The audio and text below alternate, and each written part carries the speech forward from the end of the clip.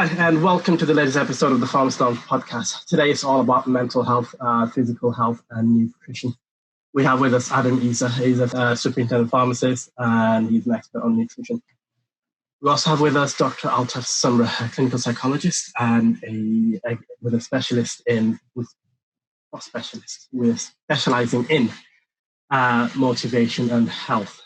So it's an exciting program today. I think there's a lot of stuff that with the post-COVID, the COVID lockdown, a lot of pharmacists out there are quite stressed, rightly so. We've never been in lockdown before, and we've had a lot of messages on Facebook and across Telegram asking various questions about mental health and nutrition and how the two are linked. So hopefully we'll try and get through all the answers today. So Adam, we'll start with you today first. Yourself and how you got into nutrition. So I started off in university doing a little bit of personal training. I've always been very passionate about fitness and nutrition. So during university, I had the opportunity of writing an ebook, and thereafter that progressed on to be doing personal training for people on a one-to-one basis. When I qualified, I graduated, and then I did my pre-registration year. And then I decided to undergo my MBA after doing a short period of locuming. After locuming for a short period of time and after finishing my MBA, I was also a superintendent pharmacist. And then I moved over to the Republic of Ireland. I've always had that passion for nutrition, which is why I've commenced Open Nutrition. So, I mean, it's quite interesting. Well, obviously, we had this podcast last week about career coaching and breaking out into other careers. Obviously, as a pharmacist, a lot of us tend to think that we need to stay within the community of pharmacy. Obviously, you've branched out in different areas. You've done an MBA. You've got you're a personal trainer. You're into nutrition as well, and you've got a nutrition company that you just set up yourself. How easy has it been to transfer the knowledge that you have as a pharmacist in community and going into other areas? It's very simple. If you've got a passion for something, ultimately you're going to flourish. And so it doesn't become like a burden on yourself, but rather it becomes a hobby. And as a pharmacist, we develop so many different skills. And overall, as a pharmacist, we're focused entirely on health. So if your passion is business, if your passion is nutrition, or if your passion is anything, whether it be technology, we can always apply it to our field. Absolutely. And I was having a discussion with the guys at Microsoft today. We're planning a series of podcasts, and again, it's down to your interest and where you want to take it. Basically, I mean, as a pharmacist, we also have a lot of skills that we pick up in university years. And well, obviously, the thing with the nutrition and physical health at the moment with the lockdown, I've seen so many questions on Facebook and Telegram about how do you deal with the lockdown itself. You know, it's a time where you can't go anywhere. You're in an enclosed space. How do you use that? How do you deal with the mental stress of being in the lockdown? And how do you then keep fit when you can't go out, or the risk of catching COVID-19? What's your advice on that? Is this question towards me or? Yeah, for you, yeah. For the physical health side, obviously, you know. There's a lot of things which is out of our control. For me personally, I can only just talk about my personal experience. Prior to COVID, I was going to the gym consistently for the past 10 years, and the longest time I've been out of the gym prior to COVID was actually 3 weeks. So you can imagine now COVID's happened, the gyms are closed down, how difficult that could be for me. But again, as pharmacists, we have the ability to adapt to any situation, and this is no different. So in terms of physical training, it was a case of going back to the basics and doing army-style training. By army-style training, I mean push-ups, calisthenics, and one of the things I've done, in fact, is that I got a sandbag, and I basically taped up the sandbag, put it in another bag, and I'm doing a lot of functional training like that. Me and Dr. Sumra, we've got a bit of a WhatsApp group, and 3 times a week we do a video call, and we do a bit of a group session together, just so that we can keep each other motivated as well. So I want to bring Dr. Sumra into this. Obviously, Dr. Sumra, your background is as a clinical psychologist is in motivational health. Tell us a bit more, first of all, about yourself, and again, your interest in motivational health, and during the COVID lockdown, how do you keep motivated? I wouldn't call it motivation. It's more about, I'd say, an interest in motivation, an interest in working with people with physical health difficulties. But I wanted to go back to your original point as well. I like to kind of add to what Adam was saying originally when he talked about when you're doing something that's important to you and you're passionate about it. And going back, I actually started, remember going back to my A-levels, I failed my A-levels terribly. So I got 4 E's at A-level, across the board, E's across the board for AS level. And I guess it was my interest in psychology which kept it going. And I think I remember doing the AS and A2 in 1 year thereafter. So just combining everything and just doing it in 1 year and coming out, I think, with an A, B, and 2 C's, A being in psychology. I think that was one of my first lessons to know that when you're passionate about something, it'll shine through. You'll find a way through whatever it takes to get through it. So for me personally, I stayed within it. I did my master's in health psychology. And I was actually going to go to another route. I was going to be a primary school teacher. I was going to go into primary school teaching straight after my master's. I passed the course, the interview, for the PGC. So I was due to start the last year, so there was no tuition fees. I knew someone on the course, so I had a company going there. Great opportunity. It was in, I think, Cumbria, so very close to home. Until I thought, is this really my true calling? Is this something I really want to do? So I remember calling them a day before it started, and I said, I'm sorry, I'm not taking this opportunity. I'd like to give it to someone else that really wants to do it because I want to be a psychologist. So again, I had to make a really clear-cut decision, as a lot of people that kind of listen to this podcast will probably have to do, make a decision on what they want to do, why they want to do it, and why it's important to them. This is why during lockdown, I was able to adapt my practices, find different ways of being, because I knew deep down, I know where I'm going, I know where I've come from. I've made those quite clear decisions. So I think it's quite important for your listeners too. So when you're thinking about motivation, I always like to focus on purpose, because if you've got enough of a purpose, motivation just comes. You've got enough of a reason to do. We hear all these stories about how mothers are able to kind of lift cars for their children because they get the adrenaline and they've got a reason.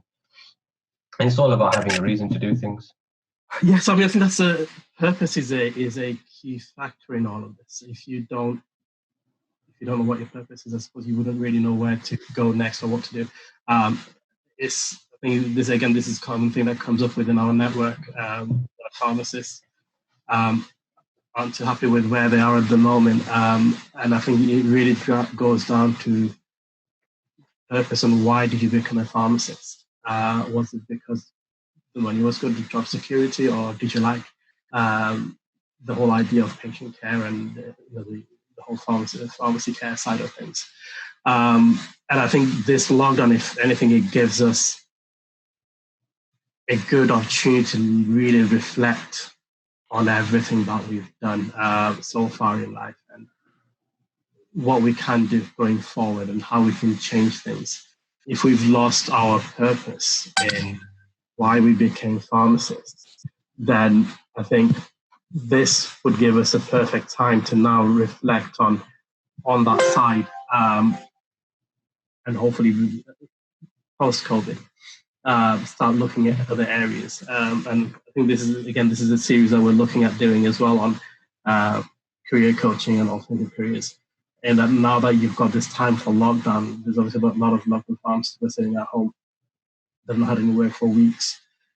This is the time to upskill. This is the time to look at other areas. Where else can you use your skills? And obviously, like Adam, you've done a really good, great job with your own nutrition. You've looked at other areas. You looked at your interests. You looked at your what really gets you motivated. And you've got into personal training. You've gone into nutrition and healthcare, and you're setting up a company based on that. And again, I just want to touch on some of the questions that we've had from other pharmacists on Facebook. One of the questions was the importance of self-care during tough times, so people don't feel bad for needing to look after themselves, and also encouraged to make a conscious effort to take the time out rather than burning out. It's so easy seeing a pile of scripts in front of you and still choosing to take 5 minutes for a hot cuppa and fresh air. You feel like it. And that's I think that's quite common in community pharmacy right now, where we're overburdened with prescriptions. We're working twice as hard in a much shorter period of time. Again, going back to the mental health side of things, Altaf, how would you really refocus in this situation where you're literally just working twice as hard in a much shorter amount of time? I think we've seen that across the board, really. So definitely, pharmacists, definitely frontline. I think a lot of professions more generally too, even when you go into sales and you go into people in hospitals, people in stores, all sorts. But me personally, I don't think I've got it here. I've got a little quote that I stick very close to me that says, when you don't have time for a break, that's the time when you need one. So when you don't have time, when you feel like you've not got the time to take a break, is the exact time when you need one the most. Mm-hmm. Because at that moment you feel pressured, you feel overwhelmed, and the importance of a quick 5 minutes, a quick breather. I'm really big on creative breaks. I've always been really big on that. So when I try to take a break, I try to play with bubbles with my children. I try to go out for a walk. I try to do some exercise. I really just try to be creative with what I do, and I implore people to do the same, even if you're at work. It's one thing I tell people. I ask people often, what's the first thing you do when you go home after a really tough day's work? And some people say they'll take the dog for a walk, or they'll go for a shower, or they'll have a chat with their loved one over go for a run, or whatever it is, some things like that, of that nature. Then I often ask them, how many of those things can you do at work? And the answer is often not many. How often can you have a cold shower, warm shower at work? How often can you walk the dog at work? You can't do these things. So the time when you need the most rest and the most recuperation, you're not able to get that. So when you're at work, find innovative ways. One of the best things I ever saw was I saw someone in their break, a massive set of headphones, watching Game of Thrones in their break time. And that was one of the best things I ever saw, because you're being creative, you're bringing your home environment to you in your break so you can feel fully relaxed. One thing we know about anxiety and stress, it thrives over feeling overburdened for too long. So finding those really innovative ways to de-stress is so important. And just the final thing to say about that is, it's the example of the aeroplane. Have you heard that one?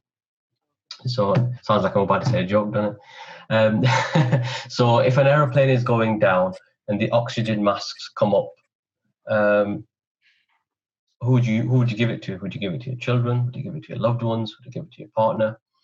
Some people say they would, but guidance always is you put it on yourself first, because if you can look after yourself, you can look after others. So you can give the advice. So I'm doing 100% for my patients. I'm doing 100% for my family. But really, if you're giving them 100% and you're only giving yourself 20%, do the math. You're not actually giving them 100%. Effort, yes, but in terms of what you're fully capable of, a rejuvenated self, you're not giving that. So when you look after yourself, give yourself them quiet moments, you'll be able to thrive. It reminds me a little bit of a saying by one of the Islamic ambassadors called Ali, may God be pleased with him. So he says that, look at the state of man. He ruins his health trying to get wealth. Only to then get that wealth, he then spends it on his health. He ruins his future by always thinking about his past, but ruins his present by always thinking to the future. He lives as though he never dies, but he dies as though he never lives. So if we look at it from a pharmacy perspective, that's all about the immune system. And it also ties into the career coaching as well. So if we're doing something which doesn't motivate us, then that's going to have an impact on our health. If we're completely burning ourselves out in the pharmacy world, in the community pharmacy or hospital pharmacy, and not taking enough breaks to look after ourselves, ultimately that's going to bring our immune systems down, and that's going to affect our health again. So, I mean, again, from any sort of lifestyle perspective, including nutrition, the point being is if you don't look after number one, then ultimately it's going to affect you. I think you've hit the nail on the head with that one. You need to look after yourself, essentially. Again, it's basically you take the time out to look after number one. And this isn't just a COVID thing. It's even before COVID, we had this situation where pharmacists were overworked. We were working in conditions where we have next to no staff. We're doing self-checking. Ultimately, if you don't know where the break is, if you can't tell your line manager that I can't work with this staffing level, with this level of stress, you need to you either need to give the right level of support or I walk. Simple as that.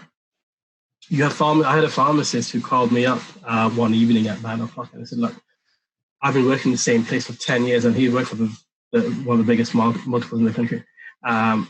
And for 10 years, I've run that pharmacy like a tight ship. Everything works like clockwork. But now I'm expected to do a lot more paperwork with less staff.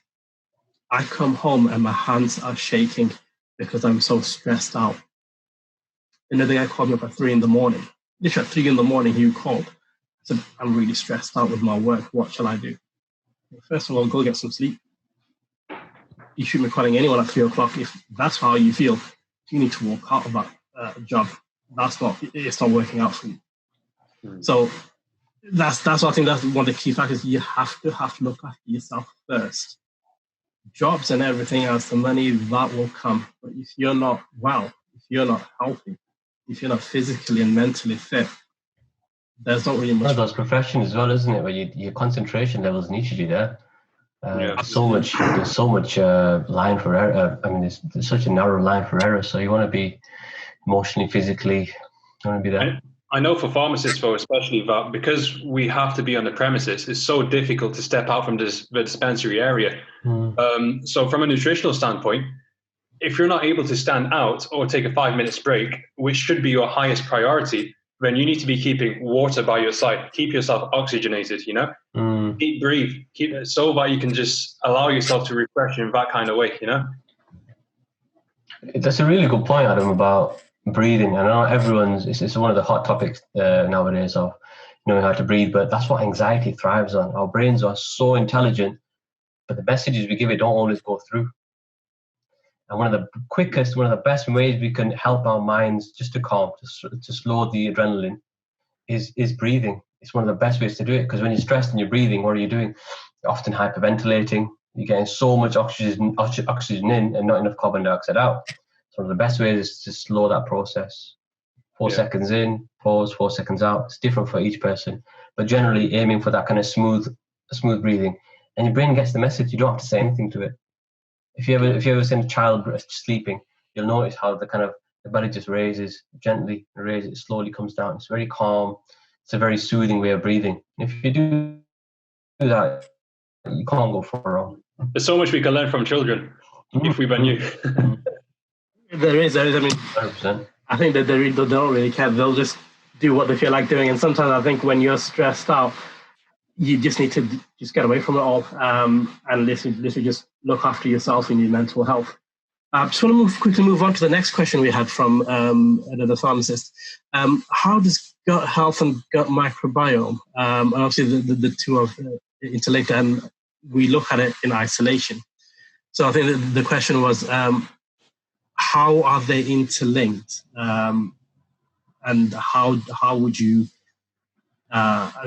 what's the importance of this link as well? You mean link to stress? The gut health and the gut microbiome?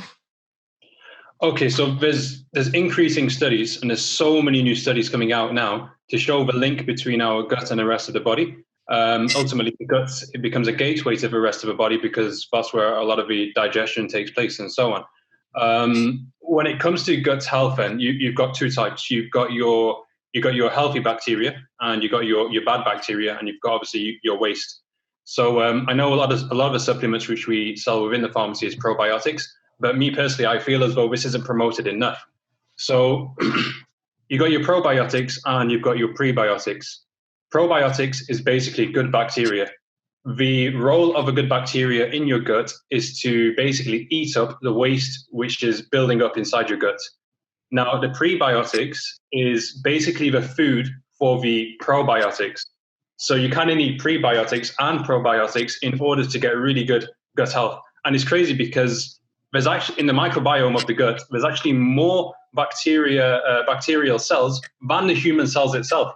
So it's mad how that's related to the actual our human health altogether. Is how robust is the research though? Because I know there was some mixed results when we looked at it a while ago. Have we got some real solid studies now that are really reliable that we can go out and tell our patients and even for ourselves that this is really some good studies and good evidence out there for this prebiotics? I mean, as pharmacists, we always go by the evidence. That's what we do. We're a very quantitative field. If you were to go to anything like PubMed or Science Direct, these are the most authentic sources that we can go to, and they have journals on there that have plenty of like authentic stuff backed with evidence as well. There's so many more studies coming out, and it's still early stages. This area is only going to grow. I think that answers the question on that side. Altaf, do you want to add anything to that one? I'm okay. Okay, all right. And the last one we had was the impact of mental, physical, and nutritional health. I think we kind of touched up on all the topics on that question throughout the podcast today. Is there anything else you want to add, Adam? I think just going back to the gut health again, we can also link it to mental health and emotional state too. So have you ever heard of a saying, that person's a pain in the ass? Yeah. So where did that saying come from? It's because initially it rooted from when somebody was faced with someone who was causing them so much distress and stress, but that was linked directly to their gut, which caused them to be constipated, which then caused them to have a pain in the ass. So it's directly linked. That's where the saying comes from. So ultimately, if you're stressed out as well, and you have an unhealthy diet, and you're not supplying your gut with good bacteria or looking after your health, then that stress is going to impact your bowel, which is going to impact your digestion, which is going to affect everything going on. And ultimately, a bad diet will be a pain in the ass. And that's a really good point. I was just going to add to, like you said, it's all linked. What you eat, how you are, how your state of mind is. It all makes a big difference, doesn't it, to how you digest food, how you feel mentally, emotionally within your body. So yeah, definitely thinking about your stress levels and what you can do about it. One of the biggest questions I get now is, I don't feel motivated. Motivation's a big thing now. You've not got reason to often get out of bed sometimes because the days just kind of meld into each other during COVID, don't they? Every day it kind of looks the same. So I think routine's really important. And I think linguistics too, I think how you talk to yourself is really important. Everyone may deny it, but everyone has a quick word in themselves at some time. So I think it's really important to notice what you're saying to yourself. Very important. Really affects how you feel. So, yeah. So could you expand a bit more about the talking to yourself part? I think a lot of people will be thinking, I talk to myself all the time, but what does it actually mean in this context? How do you talk to yourself? And how does that affect you?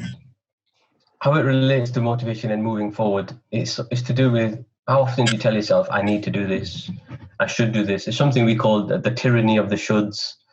So I should be able to get up on time. I should be able to do more than I think I can.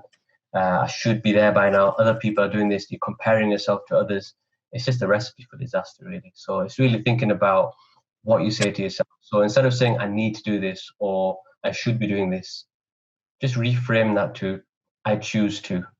I'll give you a quick example. So if it's going to the gym, obviously gyms are closed now, or if it's doing some kind of exercise at home, often you can say, I need to do more walking. And often it just stops there without any plan, without any way of getting there. And we kind of just make ourselves feel guilty. So instead of saying, I need to do this, change that to, I'm going to choose to do 100 steps today because, so add a reason on there. So I'm going to choose to do X amount of steps because I know it's going to keep me happy and healthy for the rest of the day. Already, just by me talking about this, I can plan out, all right, maybe I can go up the stairs a couple of times, maybe I can go to the garden, as opposed to me just saying, I need to lose weight, I need to go for a walk. That additional pressure does something to our amygdala. automatically, if someone says, imagine someone tells us you need to go to the gym or you need to do more work, automatically you feel pressure, you feel quite defensive. And when we talk to ourselves, if we say that to ourselves, we feel the same way. Whereas if someone kind of said to you, come on, I'll come with you, let's do 100 steps, it'll make you feel better, automatically we feel a little bit more likely to do it. So apply that to whatever part of your life it is, whether that be work, health, family life, you choose as opposed to needing to do anything. Thanks for that, Altaf and Adam. I think that was really informative. And I think we've answered a lot of the questions that people had. And thanks for all your information and insight and all your help. And hopefully we can, if we have more questions on this podcast, if we have people, if there's any other questions that you guys have out there, leave a message or you can get in touch with me on Telegram, and we can look at doing another episode covering nutritional mental health. And I'll see you guys in the next one. Bye.